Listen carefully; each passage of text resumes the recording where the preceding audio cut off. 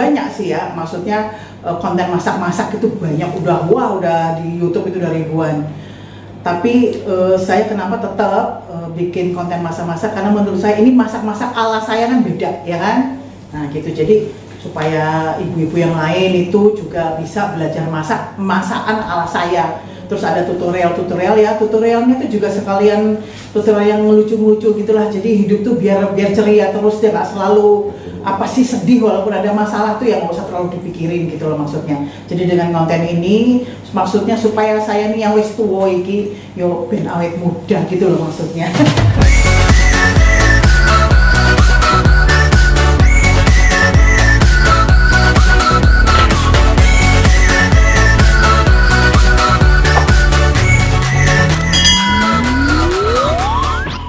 Kesibukan saya itu, saya sekarang jadi pengacara. Pengangguran banyak acara. Seperti itu yang namanya ibu rumah tangga, dari pagi sampai pagi lagi. Nah, seperti itu acaranya banyak. Dari pagi ya gitulah, pokoknya beres-beres rumah, masak. Nah, masak ini sekarang jadi acara saya yang baru, maksudnya kegiatan saya yang baru selain syuting ya. Itu dikontenin. Sekarang kan memang banyak sih ya, maksudnya konten masak-masak itu banyak, udah di YouTube itu udah ribuan. Tapi saya kenapa tetap bikin konten masak-masak, karena menurut saya ini masak-masak ala saya kan beda ya kan. Nah gitu, jadi supaya ibu-ibu yang lain itu juga bisa belajar masak masakan ala saya. Terus ada tutorial ya, tutorialnya itu juga sekalian tutorial yang lucu-lucu gitulah. Jadi hidup tuh biar ceria terus, dia nggak selalu apa sih sedih walaupun ada masalah tuh, yang nggak usah terlalu dipikirin gitu loh maksudnya. Jadi dengan konten ini maksudnya supaya saya nih yang wis tuwa iki yo ben awet muda gitu loh maksudnya. Mungkin yang membuat membedakan konten masak Mbak sendiri itu yang bikin ciri khas itu seperti apa sih? Akhirnya kenapa jadi punya konten gitu kan, banyak ya Kak yang lain gitu biasanya.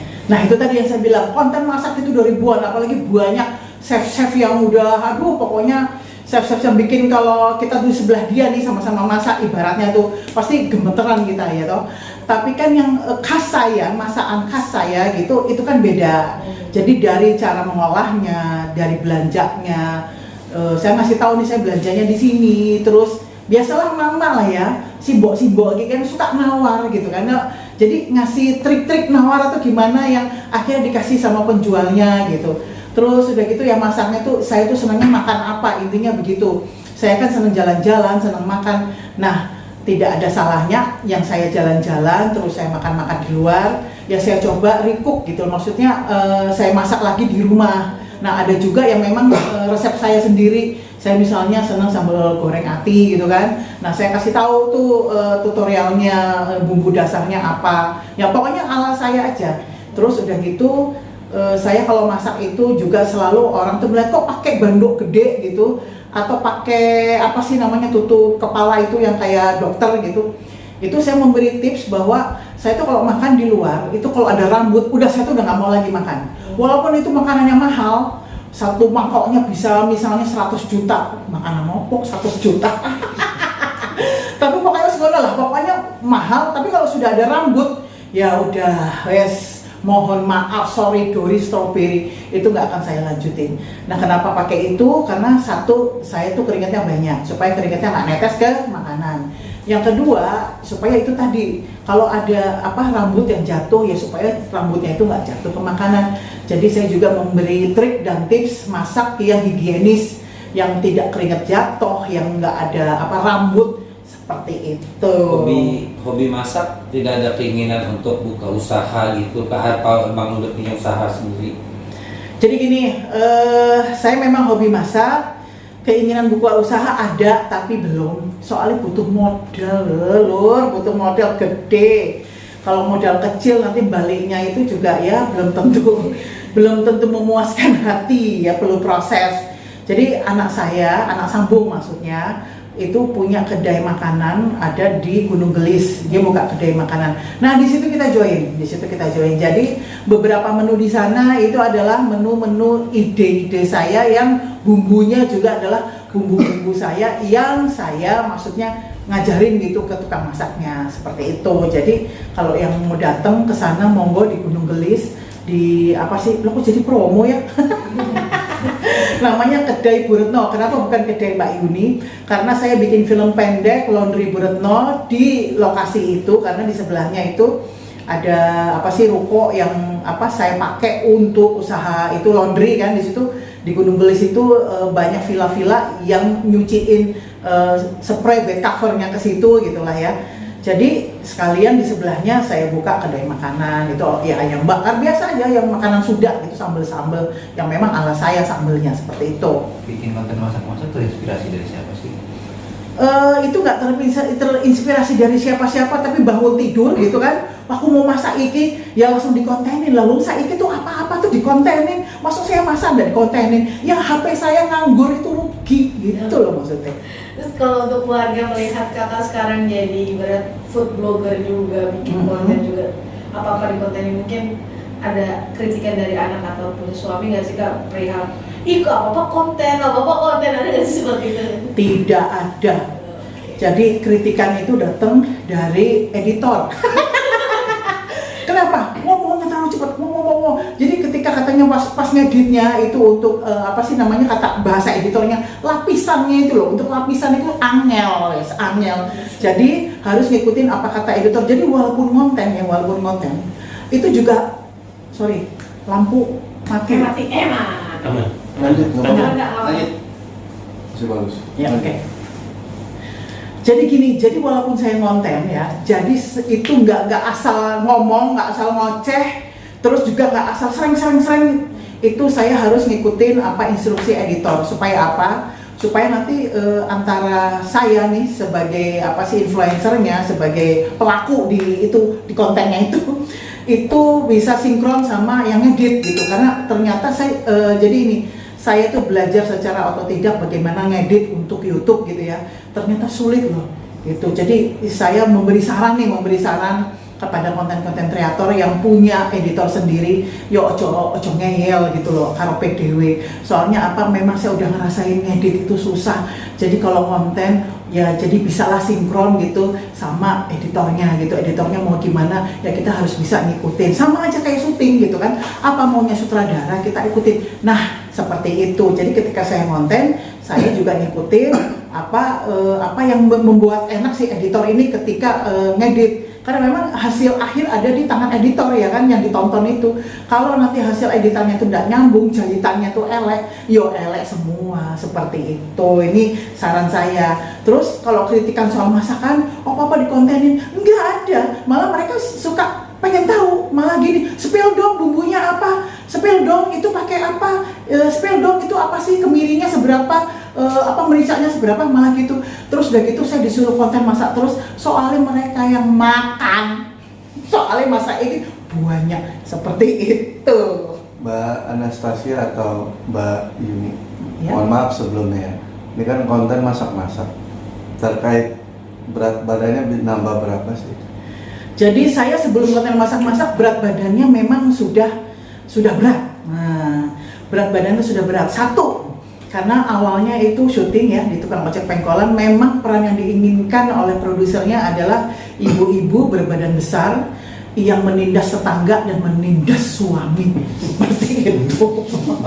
Jadi kalau badannya tuh kurang besar, jadi kalau dilihat nih sutradaranya, oh kurang menindas, jadi naikin agak sedikit gitu, 3 kilo. Jadi selama saya syuting tukang ojek pengkolan 8 tahun, saya itu sudah tidak tahu lagi tuh naik nyampe berapa kilo. Ya memang karena itu untuk untuk karakter penindasan memang harus seperti itu. Jadi saya lihat ya, saya tonton hasilnya, iya juga ya. Kalau saya itu badannya itu kurus, sama aja itu kayak sitkom TV sebelah yang menindas tapi badannya kurus. Nggak ada, satu-satunya itu cuma Wahyuni yang udah gede menindas lah, itu ceritanya. Nah udah gitu, saya juga memberi motivasi terhadap ibu-ibu atau perempuan-perempuan big size. untuk mencintai dirinya sendiri, bahwa untuk ukuran badan kita itu yang besar itu bukan berarti halangan untuk tampil cantik, untuk berprestasi. Saya aja benar segini aja saya diminta syuting loh, ditonton bangsa Indonesia loh. Nah itu, jadi jangan patah semangat, jadi jangan merasa insecure. Nah itu insecure. Nah, insecure dengan dengan badan kita yang besar. Justru badan kita yang besar itu memang berlebih. Jadikan itu sebuah kelebihan karunia Allah. Memang kalau memang pengen sehat, ya walaupun badannya itu besar, tetap hidup sehat, makannya nggak usah banyak-banyak, tetap makan, minum vitamin, tidur cukup, yang nggak usah minum-minum jajan-jajan yang aneh-aneh yang bikin perut itu jadi sakit seperti itu. Oke, terakhir apakah ini menjadi banting setir, menjadi pensiun nih dalam dunia sinetron atau syuting? Kalau untuk syuting dunia sinetron, selama masih ada tawaran saya terus, karena tukang ojek pengkolan ini memang sedang break kan, tapi saya masih tetap terima tawaran syuting. Karena syuting itu udah mendarah daging, jadi yang mana bisa saya tinggalin. Ya saya sih pengennya sampai saya tua itu kalau bisa ya syuting terus gitu loh. Jadi ya syuting itu udah sudah lebih dari pekerjaan gitu loh maksudnya. Sudah lebih dari pendaringan, itu sudah mendarah daging yang memang udah menjadi kehidupan saya sehari-hari. Jadi yang lain-lain konten itu malah itu saya jadi pinter konten gitu kan. Saya pinter ngedit itu berawal karena dari syuting. Saya belajar secara otodidak dari teman-teman kameramen. Saya belajar otodidak dari teman-teman sound gitu. Jadi ada hikmahnya. Syuting itu banyak sekali yang bisa saya ambil pelajarannya gitu loh. Untuk saya bikin film pendek, untuk YouTube saya sendiri ya, untuk saya konten itu saya banyak belajar dari saya selama ini syuting seperti itu. Tapi ada sebagai artis itu ada ngefans juga nggak sih Mbak Yuni sama artis-artis? Oh ya iya dong, udah pasti ada saya ngefans tapi bukan cowok, tapi ya artis cewek seperti itu. Saya tuh ngefans banget sama Mama Meriam Bellina. Wah dia itu mau acting apa aja ya jadi, mau acting apa galak, mau acting sedih, mau acting apa itu jadi. Saya tuh dari dulu itu ngefans banget sama Mama Meriam Bellina. Sampai hari ini belum ketemu. Jadi ya mudah-mudahan dengan diwawancara ini gitu kan, itu nyampe kemana-mana. Biasa kalau kayak begini langsung jadi kemana-mana gitu ya. Saya bisa ketemu sama Mama Meriam Bellina itu, aduh alhamdulillah luar biasa, masya Allah deh pokoknya. Kalau saya sampai ketemu itu aktingnya itu memang luar biasa itu Mama Meriam Bellina. Kalau ketemu mau ngapain? Kalau ketemu mau ngapain? Mau acak-acak. Ya, mau ngajak konten masak-masak apa? Kalau ketemu udah pasti saya tuh pengen banget. Saya tuh jadi gini, saya tuh punya mimpi, saya punya peralatan sendiri. Saya bawa di mobil saya gitu, di bagasi itu meja, kompor atau apapun. Saya ada rencana mau bikin cooking with titik-titik gitu. Ini sebetulnya ide ini nggak boleh diomongin ya, ide itu mahal. Nanti saya belum ngerjain, malah udah dikerjain sama orang lain. Nah dari peralatan-peralatan itu, saya nanti misalnya ke rumah Mama Meriam Bellina atau ke rumahnya Pak Anang, ya Ibu Asanti, masak nasi goreng, tapi pakai peralatan saya gitu, nggak pakai dapur mereka seperti itu. Jadi kayak apa sih masakan nasi goreng yang mereka racik sendiri, yang mereka masak sendiri. Saya tuh punya mimpi seperti itu, mudah-mudahan terlaksana. Apalagi dengan Mama Meriam Bellina, Masya Allah kalau sampai itu terjadi, udah nggak tahu deh, kayaknya aku bakal apa ya. Bakal lari-lari kali keliling GBK, sanggup gak? Ya mudah-mudahan sanggup. Ini kan Tante Meriam hobi naik gunung, apa mau ngajak trekking juga? Kalau trekking ya terima kasih, lebih baik saya nunggu Mama Meriam Bellina tuh turun dari gunung, ayo terus kita ngopi-ngopi aja gitu. Kalau saya trekking udah masa lalu, terima kasih, terima gaji. Apa yang ingin disampaikan buat Tante Mer? Untuk saya manggilnya Mama Mer, kayak banyak manggil Mami Mer gitu ya, anak-anak yang sudah sering syuting sama Mbak Mer ya. Mungkin saya lebih cocoknya manggilnya Mbak Mer.